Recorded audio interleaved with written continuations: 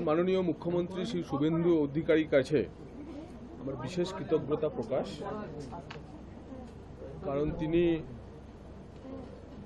আমাদের যে ভারতীয় জনতা পার্টি সরকার প্রতিষ্ঠা হয়েছে সেই সরকারে আমাকে উচ্চশিক্ষা, কারিগরি শিক্ষা প্রশিক্ষণ এবং দক্ষতা উন্নয়ন দপ্তর যে আছে তার দায়িত্ব দিয়েছেন। একই সঙ্গে আমি আমার দলের রাজ্য সভাপতি শ্রী শ্রমিক ভট্টাচার্য, আমাদের কেন্দ্রীয় নেতৃত্ব এবং সর্বোপরি প্রধানমন্ত্রী শ্রী নরেন্দ্র মোদীজি এবং গৃহমন্ত্রী শ্রী অমিত শাহজির প্রতি আমার কৃতজ্ঞতা প্রকাশ করছি।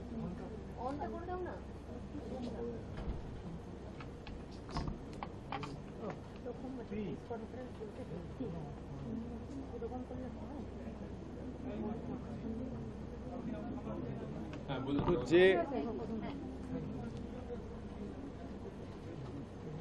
সুযোগ এবং যে উদ্দেশ্য নিয়ে ভারতীয় জনতা পার্টি কাজ শুরু করেছে, সেই কাজের প্রথম দিন আজকে আমি উচ্চশিক্ষা দপ্তরের দায়িত্ব নিলাম এবং আপনাদের একটি বিষয়ই বলতে চাই, এই ভারতীয় জনতা পার্টির সরকার আগামী 5 বছর গত 5 দশকের যে শিক্ষাক্ষেত্রের অধোগতি কার্যত শেষ করে দেওয়া, বাম জামানায় মধ্য মেধার চাষ এবং গত 15 বছরে মধ্য মেধা থেকে মেধাহীনতা, সেই দিকে শিক্ষাক্ষেত্রকে, বিশেষ করে উচ্চশিক্ষা ক্ষেত্রকে নিয়ে যাওয়ার যে প্রয়াস, সেই জায়গা থেকে বের করে ইন্ডিয়ান নলেজ সিস্টেমে বাংলা একসময় ধ্রুবতারা ছিল। তো সেই বাংলার যে হারানো গৌরব, সেই হারানো গৌরবকে সব দিক থেকে ফেরানো, নৈপুণ্য এবং উৎকর্ষের সাধনা যাতে আবার উচ্চশিক্ষায় শুরু হয়, সেই লক্ষ্যে ভারতীয় জনতা পার্টি কাজ করবে। গত 5 বছরে, গত 15 বছরে আমাদের দেশের যে গণতন্ত্রে পশ্চিমবঙ্গ সরকার একটি বিযুক্ত রাষ্ট্রীয় ধর্ম নিয়ে চলছিল, ধারাবাহিকভাবে দেশের সঙ্গে ডিসইন্টিগ্রেট করার প্রক্রিয়া জারি রেখেছিল। উচ্চশিক্ষা দপ্তর সহ শিক্ষা দপ্তরের প্রথম কাজ হবে দেশের সঙ্গে পশ্চিমবঙ্গ সরকারকে একীভূত করা, ইন্টিগ্রেট করা, এবং এই ইন্টিগ্রেশন শিক্ষাক্ষেত্রের সমস্ত ভার্টিক্যালগুলিতে আমরা করব। সেজন্য উচ্চশিক্ষায় জাতীয় শিক্ষানীতি একেবারে হুবহু অনুসরণ করা হবে। দেশ যেভাবে এগোবে, রাজ্য তার ভিন্ন পথ নেবে না। দেখুন, এক্ষেত্রে আমি একটা বারবার উপমা দিই যে আমরা পশ্চিমবঙ্গের রূপকার বলে ডক্টর বিধানচন্দ্র রায়ের কথা বলি। কেন বলি? কারণ ডক্টর বিসি রায়ের সময়তে, বিধানবাবুর সময়তে কলকাতা ছাড়িয়ে সল্ট লেক, কল্যাণী, দুর্গাপুর, হলদিয়া, খড়গপুর, শিলিগুড়ি, শুধু নগরায়ন না, নগরায়ন, শিল্পায়ন এবং বাংলার প্রকৃত উন্নয়ন বা বাংলার বিকাশ তা হয়েছিল। তার মূল কারণ কি ছিল? আমাদের বিচারে বিধানচন্দ্র রায় ছিলেন শেষ মুখ্যমন্ত্রী যিনি ডবল ইঞ্জিন সরকার চালিয়েছিলেন। কেন্দ্রে যে সরকার, তার সঙ্গে রাজ্য সরকারের এক সহযোগী ভূমিকা ছিল। পরবর্তীকালে সিদ্ধার্থ শঙ্কর রায়ের সময়তে নকশাল আন্দোলনের ইন্টারনাল ডিস্টারবেন্স এমন ছিল যে দিল্লিতে একই সরকার থাকলেও তার কোনো সুবিধা রাজ্য নিতে পারেনি এবং একটা অরাজক পরিস্থিতি ওই সময়টায় তৈরি হয়েছিল। তারপরের 5-6 দশক দিল্লির বিরুদ্ধে লড়াই করে আমরা 5 দশক কাটিয়ে দিয়েছি। আমরা এবং আমাদের আগের দুটি প্রজন্ম, আমাদের পরের দুটি প্রজন্ম এই 5টি প্রজন্ম শুধু দিল্লির সঙ্গে আমরা লড়াই করাটাকেই আমাদের রাজনৈতিক সংস্কৃতি বলে মনে করেছি। বাংলার সামনে 5 দশক পর আবার একটা সুযোগ এসেছে যে ডবল ইঞ্জিন সরকারের সুবিধা নেওয়ার। রাজনৈতিকভাবে ভিন্নতা থাকলেও দিল্লিকে বাদ দিয়ে, কেন্দ্রকে বাদ দিয়ে সরকার চালানোর মানসিকতা কখনো কেরলও দেখায়নি, তামিলনাড়ুও দেখায়নি। আমরা দেখিয়েছি, আমরা রাজ্যকে পিছিয়ে দিয়েছি এবং শিক্ষাক্ষেত্রে তার আঘাত করেছে সবচেয়ে বেশি। তো সে কারণে আমাদেরকে এই অঙ্গীভূত করা, একত্রীকরণ করা এবং সেই সঙ্গে কেন্দ্রীয় সরকারের শিক্ষানীতির প্রতিটি বিষয়কে হুবহু আমরা এখানে প্রয়োগ করব, মেনে চলব, যাতে বাংলার ছাত্রছাত্রীরা যারা উচ্চ শিক্ষার্থী হয়ে দেশের অন্য প্রান্তের সঙ্গে সঙ্গে সেই একই বেনিফিটগুলি পশ্চিমবঙ্গের মাটিতেও তারা পেতে পারে।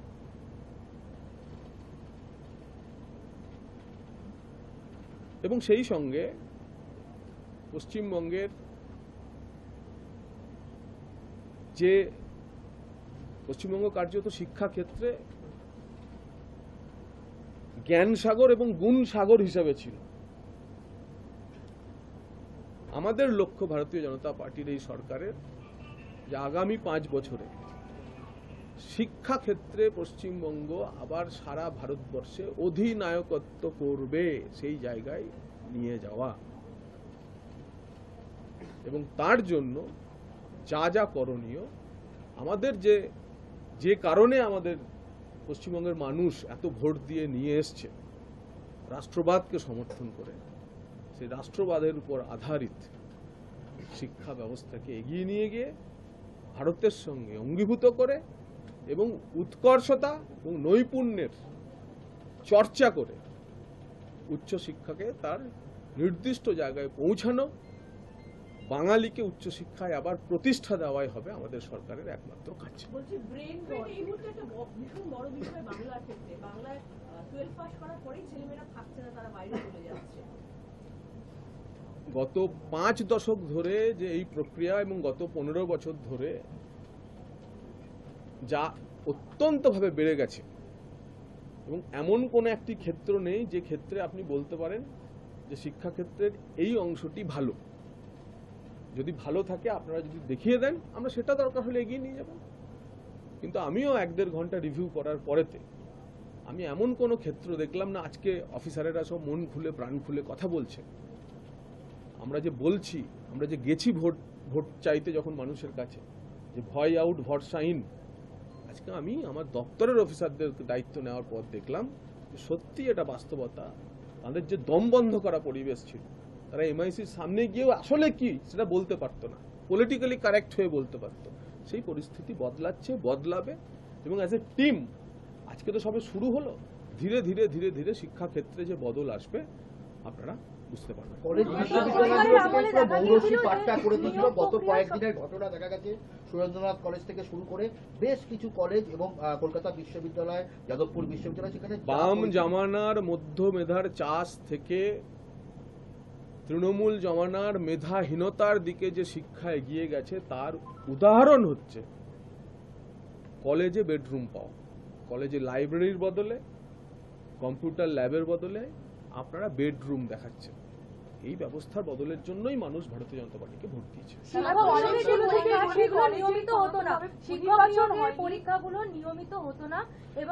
আমরা নির্বাচনে গিয়ে আমাদের মুখ্যমন্ত্রী আমাদের সংকল্প পত্রে আমরা যেটা বলেছি সেটা হচ্ছে বছর বছর এসএসসি, বছর বছর সিএসসি, বছর বছর পিএসসি, বছর বছর মিউনিসিপ্যাল সার্ভিস কমিশন, বছর বছর কোঅপারেটিভ সার্ভিস কমিশন, বছর বছর পুলিশের নিয়োগ, বছর বছর পুরসভা পঞ্চায়েতে নিয়োগ এবং দুর্নীতিমুক্ত প্রশাসন, ঘুষমুক্ত চাকরি।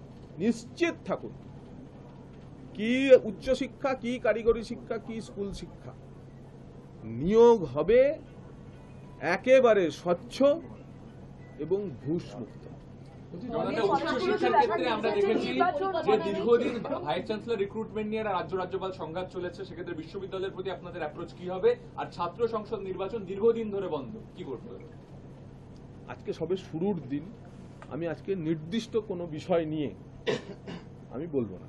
আমি মোটা মোটা আমাদের সরকারের যে উচ্চশিক্ষা নীতি হবে, যে ডাইরেকশনে উচ্চশিক্ষাকে নিয়ে যাওয়া হবে, সে নিয়েই বলবো। আজকে কোনো নির্দিষ্ট বিষয় নিয়ে কিছু বলবো না। আজকে আমরা একটা মোটা মোটা প্রথম দিনে রিভিউ করেছি। আজকে নির্দিষ্ট কোনো বিষয় নিয়ে কোনো আমার প্রতিক্রিয়া থাকবে না। বিশ্ববিদ্যালয়ের যে স্বায়ত্ত শাসন সেটা ছিল না, সেটা দেওয়ার ক্ষেত্রে আপনারা ভূমিকা নেবেন কি? আইন বলছে সমস্ত বিশ্ববিদ্যালয়ই স্বায়ত্ত শাসিত হয়েই চলে এসেছে। যদি স্বায়ত্ত শাসন আপনার 15 বছর ধরে দেখে মনে হয় যে বিশ্ববিদ্যালয়গুলোর স্বায়ত্ত শাসন ছিল না, তার অর্থ হচ্ছে এই কারণেই মানুষ পরিবর্তন করেছে। যোগ্য চাকরিহারা শিক্ষক, জগন্নাথ দা, যোগ্য চাকরিহারা শিক্ষকদের একটা বিরাট আন্দোলন আমরা দেখে এসেছি এই গত। আজকে আমরা শুধুমাত্র নির্দিষ্ট দায়িত্ব নিয়ে দপ্তরের কাজ বোঝা এই নিয়েই হয়েছে। আজকে কোনো স্পেসিফিক বিষয় নিয়ে কিছু বলবো না। একটা দীর্ঘ পথ পেরিয়ে উচ্চশিক্ষা মন্ত্রী, সাংবাদিকতা আমার পূর্বাশ্রমের বিষয়, আমি ভুলে গেছি। দাদা, কলেজে দেখা গেছে যে বায়োমেট্রিক ইন্ট্রোডিউস করার ক্ষেত্রে আপনারা কিভাবে সেটাকে কলেজগুলোর ক্ষেত্রেও সেগুলো ইন্ট্রোডিউস করার ক্ষেত্রে কিছু চিন্তা ভাবনা করছেন? অলরেডি তো এখানে যত জায়গায় হচ্ছে, কিন্তু সরকারি অফিস হচ্ছে, কিন্তু কলেজ বা বাকি জায়গাগুলো বিশ্ববিদ্যালয় যা কিছু শুরু হবে উচ্চশিক্ষা দপ্তর থেকে শুরু হবে। আজকের বৈঠকে সিদ্ধান্ত হয়েছে সময়ে আসা সময়ে যাওয়া, এটা উচ্চশিক্ষা দপ্তর প্রথম শুরু করবে উচ্চশিক্ষা দপ্তরের উচ্চ স্তরের অফিসারদের দিয়ে। তারপরে সেটা ধীরে ধীরে ধীরে ধীরে নিচে নামবে। বিষয় এমন হবে না যে কলেজের টিচাররা আগে ঢুকবে আর উচ্চশিক্ষা দপ্তরের অফিসাররা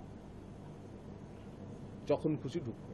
তা আগে আমি এবং আমার টিম, তারা আগে সময়ে আসা সময়ে যাওয়ার সংস্কৃতি ফিরিয়ে আনবো বিকাশ ভবনে। এই কালচার প্রথম এখান থেকে শুরু করতে হবে, তারপর সেটা আস্তে আস্তে নিচে যাবে এবং দ্রুত যাবে। মুখ্যমন্ত্রী সবসময় দুর্নীতির বিরুদ্ধে জিরো টলারেন্স বার্তা দিচ্ছেন, শিক্ষাক্ষেত্রে উচ্চশিক্ষার ক্ষেত্রে সেটা কিভাবে কার্যকর করবে? উচ্চশিক্ষার ক্ষেত্রে প্রতিটি পরতে এখানকার দুর্নীতি মানে আপনি কি বলতে চাইছেন? শুধু আর্থিক দুর্নীতি? উচ্চশিক্ষার দুর্নীতি আরো গভীরতর দুর্নীতি। এখানকার দুর্নীতি ভিন্ন ধরনের দুর্নীতি। এখানকার দুর্নীতি, আমি জিজ্ঞাসাই তো করলাম, ডাইরেক্টর ইনফ্লুয়েন্স নেই এখানে বসে? বলো না ডাইরেক্টর ইনফ্লুয়েন্স বলে কিছু হয় না। উচ্চশিক্ষায় একটা অশরীরী ডাইরেক্টর ইনফ্লুয়েন্সের প্রভাব কাজ করে, তো ডাইরেক্টর ইনফ্লুয়েন্স থাকবে না। নিয়ম কায়দায় স্বচ্ছতার সঙ্গে সব কাজ হবে। আপনাদের বিচারে যদি মনে হয় যে আর্থিক দুর্নীতিটাই একমাত্র দুর্নীতি, সেটা তো দুর্নীতি আছেই, কিন্তু হায়ার এডুকেশনের মতো একটি সংবেদনশীল জায়গায় তার থেকেও বড় যা আছে তা হচ্ছে ফেভারিটিজম। তার থেকেও বড় যেটা আছে যে গুণগত মানের সঙ্গে কম্প্রোমাইজ করা, তো সেই সব বিষয়গুলো এবার না আনলে আমরা যে বুৎপত্তির কথা বলছি সেটা আমরা প্রতিষ্ঠা করতে পারবো না। আচ্ছা, অনেকগুলো প্রকল্প যেরকম স্টুডেন্ট ক্রেডিট কার্ড, তারপরে হচ্ছে আমি আজকে নির্দিষ্ট কোনো প্রকল্পের কথা বলবো না। আমি আজকে সরকার প্রতিষ্ঠার পর দায়িত্বভার গ্রহণ এবং দায়িত্বভার গ্রহণের পরেতে মোটা মোটা আমাদের যা নীতি সেটাই আপনাদের জানাচ্ছি, যে রাষ্ট্রবাদের উপর আধারিত, দেশের সঙ্গে একীভূত, স্বচ্ছ, প্রভাবমুক্ত শিক্ষা ব্যবস্থা উৎকর্ষ এবং নৈপুণ্যের বিকাশের লক্ষ্যে আগামী 5 বছর উচ্চশিক্ষা দপ্তর কাজ করবে। আপনার দপ্তরে যে ভয়াবহ দুর্নীতি, যেটা আপনি বলছেন যে বহুবিধ দুর্নীতি, তাদের বিরুদ্ধে তদন্ত বা তাদের বিরুদ্ধে কোনো ব্যবস্থা নেওয়ার কোনো রকম কর্মসূচি ভেবেছেন? আগে দেখুন কি হয়। শেষ প্রশ্ন একটা, সেটা হচ্ছে কলেজ সরকার বেশ কিছু কাজ সেগুলো করবে বলে করছি বলে দাবি করলো, স্কলারশিপ বা অন্য অনেক। দেখুন, সরকার আগের সরকার পরের সরকার বলে হয় না। সরকার একটা কন্টিনিউটি, যে বিষয়ে যে কাজ পুরনো কাজের মধ্যে রেশনালিটি থাকবে সেই কাজকে আমরা এগিয়ে নিয়ে যাবো। আগের সরকার করেছে, রাজনৈতিকভাবে ভিন্ন সরকার ছিল বলে আমরা সেসব কাজ বন্ধ করে দেবো এমন হয় না।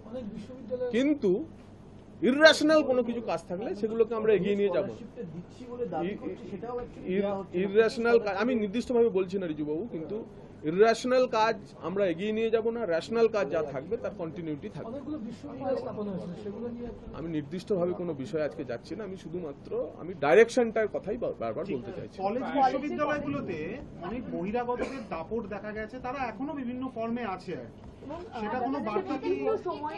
আমি যে 4টে লাইন বলছি সেই 4টে লাইনের মধ্যেই সব কথা লুকানো আছে। আমি নির্দিষ্টভাবে আজকে কোনো কথা বলবো না। ঠিক আছে, আচ্ছা। ঠিক আছে, থ্যাংক ইউ। পলিটিক্যাল প্রশ্ন করবো, পলিটিক্যাল প্রশ্ন করবো। বলো। হ্যাঁ, মমতা ব্যানার্জি যদি কংগ্রেসে ফিরে যান তাহলে তৃণমূলে তহবিলের মালিকানা থাকবে কাদের হাতে, এটা নিয়ে প্রশ্ন হচ্ছে। সেটা তৃণমূলের ভিতরের বিষয়। তৃণমূলের ভিতরের বিষয়ে আমি একজন রাজ্য মন্ত্রিসভার সদস্য হিসেবে কি বলতে পারি, এ নিয়ে প্রতিক্রিয়া দেওয়ারও আমাদের কিছু নেই। তবে আশ্চর্যের, দুঃখের, পরিতাপের বিষয় যে তৃণমূল কংগ্রেস হেরে যাওয়ার আমাদের সরকারের এখনো আঁতুর কাটেনি। তো তৃণমূল কংগ্রেস নতুন সরকারের আঁতুর কাটার আগেই উবে গেল, এটাই হচ্ছে হাস্যকর, পরিতাপের বিষয়। তার কারণ একটা দলের যদি কোনো আদর্শগত ভিত্তি না থাকে, পুরোটাই একটা যদি সিন্ডিকেট সিস্টেমে চলে, ফ্র্যাঞ্চাইজি সিস্টেমে চলে, তার যে এটাই পরিণাম হওয়ার কথা ছিল, সেটা আমাদের ভবিষ্যৎবাণী ছিল। কিন্তু অ্যাস্ট্রোলজার হিসেবে আমরা সবাই ফেল করেছি। এত দ্রুত হবে সেটা আমরা কেউ বুঝতে পারিনি। মমতা সোনিয়া বৈঠক, এখন মনে করা হচ্ছে যে কংগ্রেসে ফিরছেন মমতা ব্যানার্জি।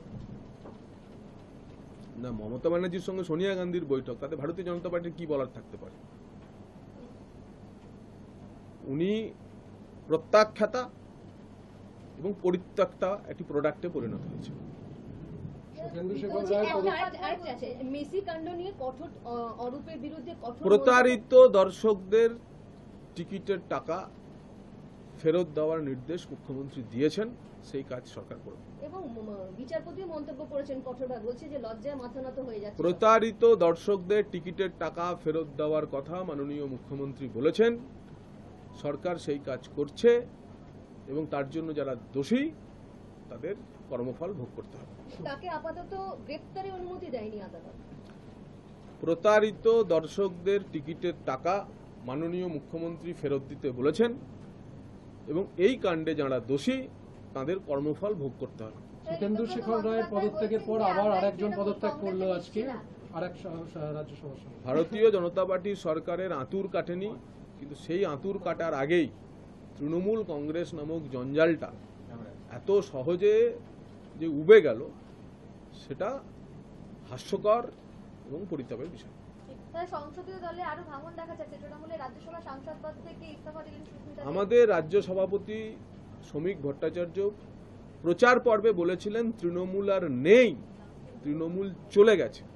কিন্তু 30 দিনের মাথায় যে তৃণমূল চলে গেল সেটা আমরা এখন দেখছি।